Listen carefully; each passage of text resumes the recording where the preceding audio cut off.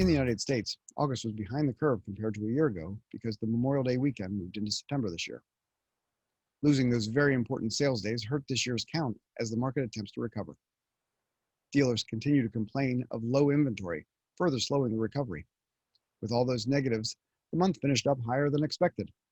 At 1.325 million units, August reported the second best monthly sales of 2020, only behind February by about 25,000 units. Strong numbers for 2020, however, the month came in at 18.4% below last year. With an August SAAR of 15.2 million units, the AFS forecast for 2020 is now at 14.196 million light vehicles.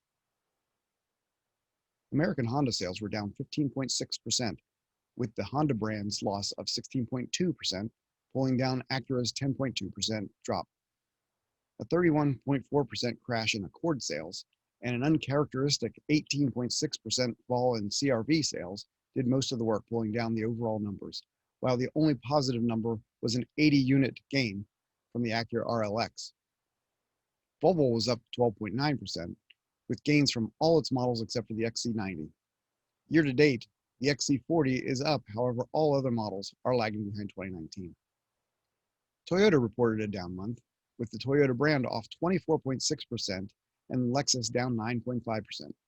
Of all the models, only the Lexus GX, Lexus LC, and the new Toyota Venza reported gains in the month. Subaru has had an issue with inventory even before the pandemic, which has made matters even worse. Sales were off by 17.4%, and only the imported Forester could eke out a gain of just over 1%. The all-new CX-30 crossover is helping Mazda from reporting dismal numbers, with the rest of the lineup losing ground. Adding more than 3,800 CX-30s pulled the brand up to a loss of just 5.1%.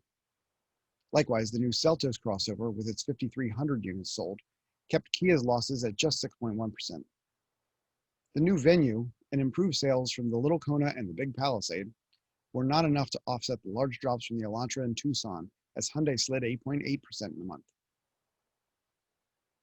With the region in the 17 million range for so long prior to the pandemic, those numbers became expected targets. It was, however, an anomaly, and above 16 million should be considered normal for the region. Returning the market to that level will take a couple of years, as employment recovers and the nation's GDP realigns with longer-term levels. As with the last major downturn, recovery from the recession will take time. The market will return to 16 million units by 2022, and catching up with lost volume by 2023, with target volumes in excess of 17 million units. As the market slowly improves, vehicle sales in Mexico still lag behind last year's numbers. Sales in August were down 28.7%, with all major automakers reporting large losses.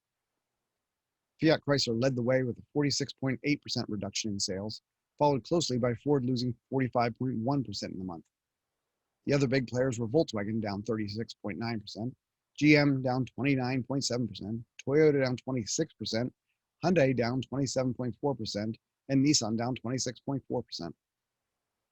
A few small players saw gains, with Porsche up 17%, Subaru up 6.4%, Mitsubishi up 0.5%, and Land Rover up 17.9%, combining for 43 more units than last year. The struggles of the Mexican market will pull the sales for the year under 1 million units for the first time since 2011.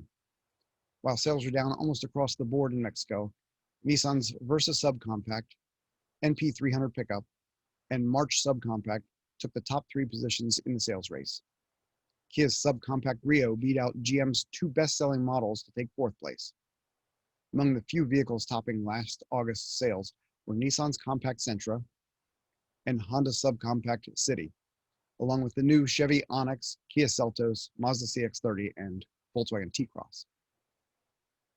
With so few manufacturers reporting monthly details, major trends in Canada are difficult to surmise. Among those reporting, many were in the positive territory despite negative conditions.